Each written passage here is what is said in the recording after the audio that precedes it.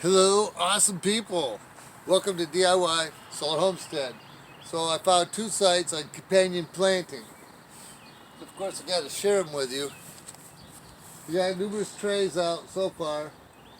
I'm not bringing all the ones. I brought some out of the grow room.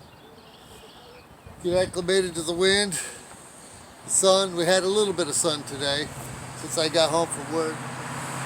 And can't plant yet. On the last video, I mentioned I got this information from a Oppenheimer Ranch project. Day 1, you leave your plants out for an hour. Day 2, 2 hours. Day 3, 3 hours. Day 6, you can plant. 6 or 7.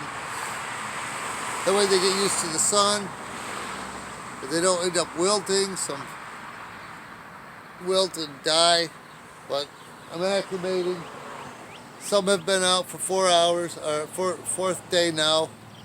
But pattiesplants.com. There's a link to the PDF. I couldn't find it on the site today, but I'll leave both. A link to the PDF and then the link to pattiesplants.com. The other one is Mother Earth News.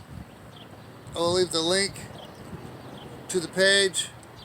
And I find these very exciting because it shows what to plant and what to plant next to it and what it doesn't like next to it.